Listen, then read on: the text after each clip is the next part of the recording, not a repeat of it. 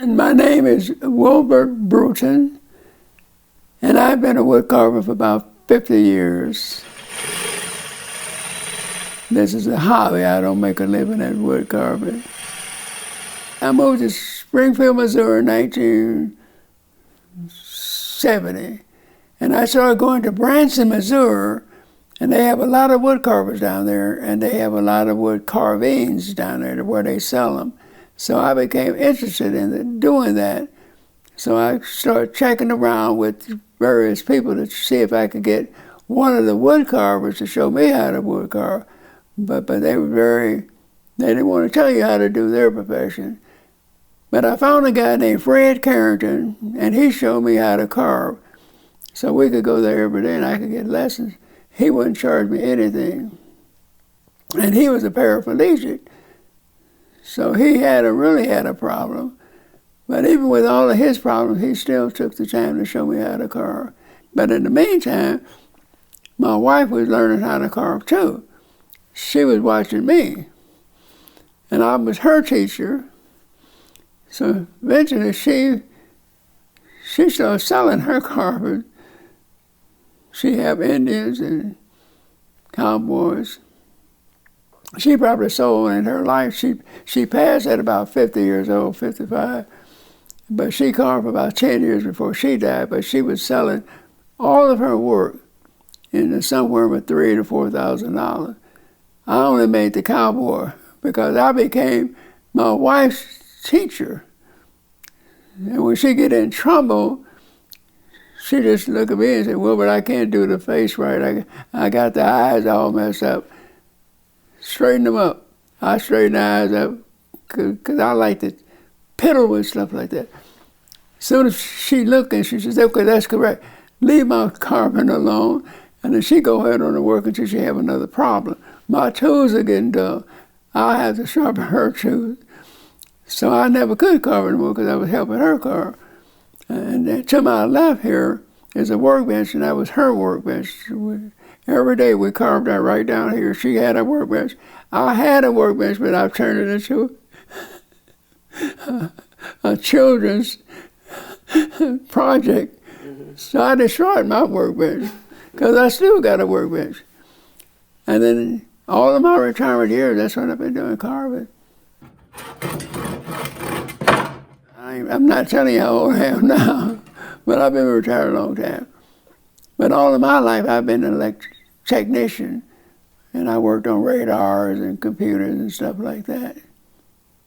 Primarily, I worked on, at the airport, we have radars to guide the airplanes. I worked on those type of radar sites.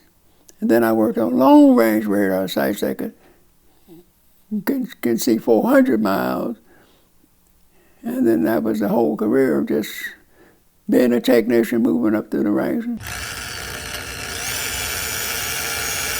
So one day about a year ago, Jean, my neighbor across the street, her husband came over to fix one of my problems on my computer. And while he was here, he gave me a piece of paper with a chair on it.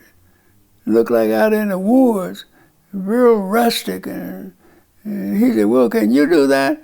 And I looked at it and said, "Yeah, I can do that. That's no, just look like I need a couple of trees and some smaller trees to make that chair." It was really rustic. And I just looked at it and I said, "Yeah, I can do that." But I didn't know he was serious.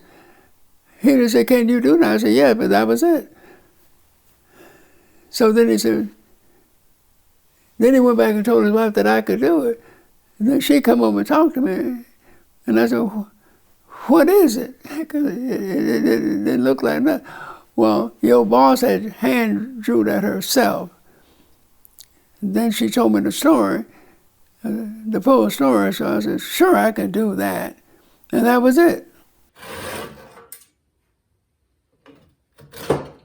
Well, being that I was making it for a charitable organization, I knew that I was going to save money. I knew I wasn't going to request any money. So I had 2 desks down here. This is a true wood carver's desk here. So this is where my wife carved. That was just a desk I found somewhere Kirkfield, I think it was Kirkfield, Missouri. And then I had stored a stereo outfit for a friend. I've had it so long, on stereo about 9 feet long, playing records on long LPs and all that stuff. And they never came back and got it. I wanted them to come back and get it out of my way. So my daughter Kim, I said, well, turn that thing up, we'll use all that wood. So she tore that stereo. People don't have stereos no more in the house. Good woods. So she tore that thing up. We used a lot of that wood to make that. Now she said it's going to be late June. She says, you got plenty of time now. You got to the last of June. But giving me plenty of time make me goof off more, too. but it was no problem. When she told me the reason why she needed it, the reason for it, that fascinated me, these children. Because I didn't have nobody help me when I was that young, you know. Dad would tell you, get out there and play in the backyard. But I knew I could build what she wanted, but just, I didn't know if she was going to accept what we built. but that would be pretty bad to build what you wanted. And she said, no, that ain't what I want.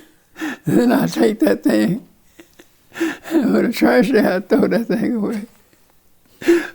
But she said, that's the first time Jean, my neighbor told her about it. She came over here a couple of days later. When she came through that door and saw her, she said, that's exactly what I want. And the only thing I had was a desk with a seat in it. Very, very low accomplishment. When she saw that thing, she said, that's exactly. So when she said that, the sky was the limit, and I could do anything I wanted to do.